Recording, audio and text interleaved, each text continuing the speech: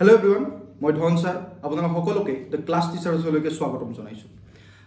থাম্বনেলত আপোনালোকে যেনেকৈ দেখিছে আজি আমি এনেকুৱা এজন ৰজাৰ বিষয়ে কথা পাতিম যিজন আহোম ৰজাই ৰংঘৰ নিৰ্মাণ কৰিছিল। বৰ্তমানৰ যেটো ৰংঘৰ হেতু নিৰ্মাণ কৰিছিল, যদিও ৰংঘৰ আৰম্ভণিতে বাহেৰে নিৰ্মাণ কৰিছিল ৰুদ্ৰসিংহই, বাট অৰিজিনেল শেপটো কোনে দিছিল? প্ৰমত্ত সিংহই দিছিল।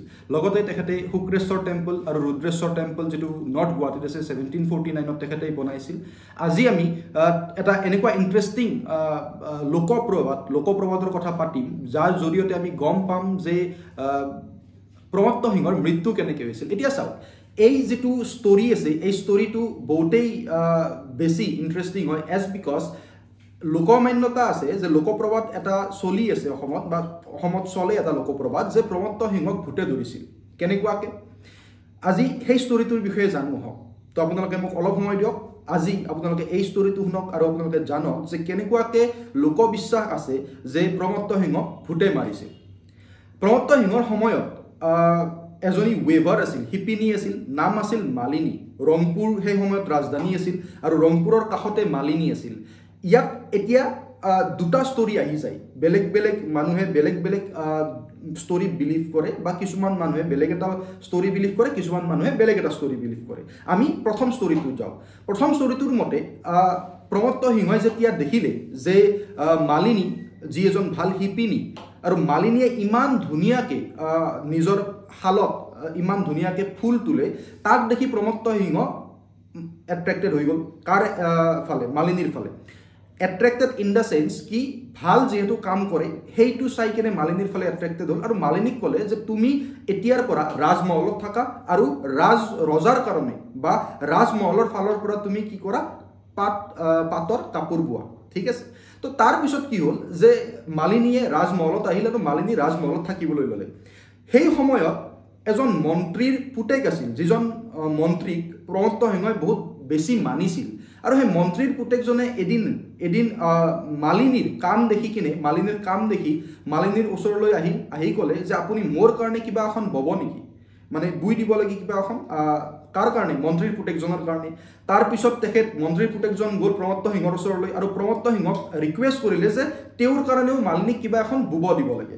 প্ৰমত্ত সিংহই, কাৰণ যিহেতু প্ৰমত্ত সিংহই মালিনীক মাতি নিছিল, তো প্ৰমত্ত সিংহই কনফিডেন্স দেখাই ল'ৰাজনক ক'লে, মানে মন্ত্ৰীৰ পুতেকজনক ক'লে যে তুমি একদম টেনশ্যন নল'বা, তোমাৰ কাৰণে মালিনীক মই ক'ম আৰু তোমাৰ কাৰণে বহুত ধুনীয়া কাপোৰ এখন বুই দিব মালিনীয়ে।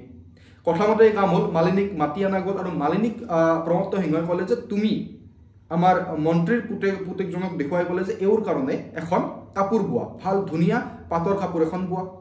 তাৰপিছত যদিও মালিনীৰ ইচ্ছা নাছিল, বাট ৰজাৰ আদেশ মানিব লাগিব আৰু ৰজাৰ আদেশ মানি কিনে মালিনীয়ে কি কৰিলে? বহুত দিন লগাই এখন কাপোৰ বোলে। এতিয়া চাওক, যিখন কাপোৰ বুইছিল মালিনীয়ে, তাত যিহেতু মালিনীৰ ইচ্ছা নাছিল, তো মালিনীয়ে যেতিয়া সেই কাপোৰখন বোৱা হোৱাৰ পিছত প্ৰমত্ত সিংহ আৰু মন্ত্ৰীৰ পুতেকজনক দেখুৱালে, তেতিয়া মন্ত্ৰীৰ পুতেকৰ খং উঠিল। কিয় খং উঠিল জানেনে নাই? কাৰণ মালিনীয়ে যে বুইছিল পাটৰ কাপোৰখন, সেই তাত তেওঁ দুটামান ছবি আঁকিছিল ইন দ্য চেন্স কেনেকুৱাকৈ তেওঁ কি ছবি আঁকিছিল? তেওঁ তাত দৰ্শাইছিল যে এখন ৰাজসিংহাসন আছে, ৰাজসিংহাসনত এজন ল'ৰা বহি আছে আৰু সেই ল'ৰাজন মন্ত্ৰীৰ পুতেকক দৰ্শোৱা হৈছে। ল'ৰা এজন বহি আছে আৰু এই ৰাজসিংহাসন আৰু ল'ৰাজনক গল্ডেন কালাৰেৰে তেওঁ দৰ্শাইছে, তাত গল্ডেন কালাৰ দিছে। আৰু পিছৰ ফালে এডাল নাগ সাপ এডাল তেওঁ আঁকিছিল, নাগ সাপ এডাল দেখুৱাইছিল কাপোৰত। আৰু তাৰ পিছৰ ফালে এটা ছায়া তেওঁ বনাইছিল। যেতিয়া এই কাপোৰযোৰ দেখিলে মন্ত্ৰীৰ পুতেকৰ খং উঠিল আৰু তেওঁ প্ৰমত্ত সিংহক ক'লে যে আপুনিতো বহুত কনফিডেন্স দি কৈছিল যে মোৰ কাৰণে বহুত ভাল কাপোৰ এযোৰ বুব মালিনীয়ে, বাট এইযোৰ কি কৰিলে তেখেতে এইযোৰ কি কৰিলে? যেতিয়া এই কথাটো কোৱাৰ পিছত ৰজা প্ৰমত্ত সিংহৰ খং উঠিল মালিনীৰ ওপৰত। তেতিয়া ৰজা প্ৰমত্ত সিংহই ক'লে যে মালিনীক হত্যা কৰা যাওক। মালিনীক মৃত্যুদণ্ডৰ আদেশ দিলে, মালিনীক মৃত্যুদণ্ড দিবলৈ আদেশ দিলে নিজৰ সৈন্যবোৰক, আৰু সেইমতেই মালিনীক মৃত্যুদণ্ড দিবৰ কাৰণে লৈ যোৱা হ'ল, এজ বিকজ লাজ পাইছিল প্ৰমত্ত সিংহই। আৰু যেতিয়া মালিনীক লৈ গৈছিল, তেতিয়া মালিনীয়ে এষাৰ কথা কৈছিল, the king who fear the shadow will never rule in peace. যিজন ৰজাই ছায়াক ভয় কৰে সেইজন ৰজাই শান্তিত কেতিয়াও ৰুল কৰিব নোৱাৰে। আৰু তাৰপিছত মালিনীক লৈ গ'ল, মালিনীক মৃত্যুদণ্ড দিয়া হ'ল। তাৰ পিছত কোৱা হয় যে প্ৰমত্ত সিংহই প্ৰমত্ত সিংহই য'তেই যায় তাত প্ৰমত্ত সিংহৰ পিছে পিছে এটা ছায়া গৈছিল মানে বহুত সাৰ্ভেন্টে কৈছিল যে প্ৰমত্ত সিংহৰ পিছে পিছে তেওঁলোকে এটা ছায়া দেখিছিল ছায়াৰ মূৰ্তি ছায়াৰ আকাৰ এটা দেখিছিল তেওঁলোকে প্ৰমত্ত সিংহ যেতিয়া ৰাজমহলত যায় প্ৰমত্ত সিংহৰ পিছফালে এটা ছায়া দেখে তেওঁলোকে আৰু এনেকুৱাকে বহুত ভৌতিক ঘটনা ঘটিবলৈ লৈছিল প্ৰমত্ত সিংহৰ জীৱনত আৰু এদিন কি হ'ল প্ৰমত্ত সিংহই ৰাতি যেতিয়া ৰাতিৰ আহাৰ গ্ৰহণ কৰি যেতিয়া ৰাজসিংহাসনৰ ফালে খোজকাঢ়ি গৈ আছিল তেতিয়া আন্ধাৰত প্ৰমত্ত সিংহই দেখিলে যে ৰাজসিংহাসনত এটা ছায়া মূৰ্তি বহি আছে আৰু সেই ছায়া মূৰ্তিটো দেখি প্ৰমত্ত সিংহ জঠৰ হৈ গ'ল জঠৰ ইন দ্য সেন্স কি তেওঁ একদম মানে কি বুলি কয় এইটো একদম ফ্ৰজেন হৈ গ'ল ঠিক আছে ফ্ৰজেন হৈ গ'ল জঠৰ হৈ গ'ল তেওঁ আগৰ প্ৰমত্ত সিংহ হৈ নাথাকিল পিছদিনা যেতিয়া সকলোবোৰ সাৰ্ভেন্ট আহি প্ৰমত্ত সিংহৰ ওচৰলৈ আহিল প্ৰমত্ত সিংহক দেখিলে যে তেওঁ এটা জেগাতে বহি আছে আৰু ফ্ৰজেন হৈ আছে জঠৰ হৈ আছে তাক কোৱা হয় তাৰ পিছৰ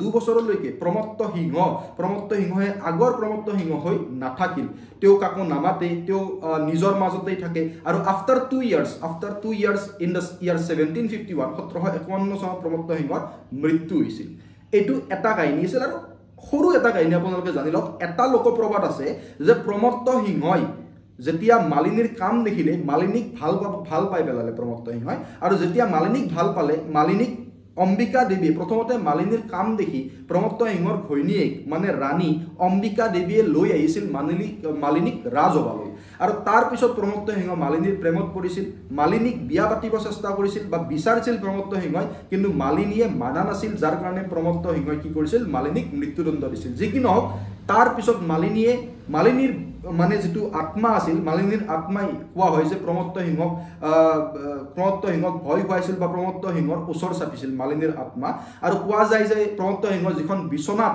শুইছিল সেই বিছনাখনত পাতৰ সূতা ৰাতি কি হৈ থাকে মেৰিয়াই পাতৰ সূতা কোনোবাই মেৰিয়াই থৈ দিয়ে তো তেনেকুৱা ধৰণৰ কিছুমান ভৌতিক ঘটনা ঘটিছিল বুলি প্ৰমত্ত সিংহৰ জীৱনত লোকপ্ৰবাদ আছে আৰু ফাইনেলি ইন দ্য ইয়াৰ 1751 প্ৰমত্ত সিংহৰ মৃত্যু হৈছিল I hope আপোনালোকে এই ষ্টৰিটো শুনি ভাল পালে আৰু এনেকুৱা ধৰণৰ ইন্টাৰেষ্টিং ষ্টৰি পাই থাকিবৰ কাৰণে বা বিভিন্ন সাবজেক্টৰ লগত জড়িত এনেকুৱা ধৰণৰ কাহিনীবোৰ আপোনালোকে শুনি থাকিবৰ বাবে আপোনালোকে এটা ক্লাছ টিচাৰ চেনেলটো সাবস্ক্ৰাইব কৰি লওক লাইক কৰিবলৈ নাপাহৰিব এই ভিডিঅ'টো এজ বিকজ এই গৰমত আমি বনাই আছো তাৰ লগতে শেয়াৰ কৰিব লগৰ বন্ধুৰ লগত আৰু এনেকুৱা ধৰণৰ ষ্টৰি আপোনালোকে নিশ্চয় পাই থাকিব এটো মোৰ আশ্বাস মানে মই আপোনালোকক আশ্বাস দিছো সো বহুত বেছি ভাল পোৱা বহুত বেছি মৰম ভালদৰে থাকক ভাল হওক সকলোৰে জয় অসম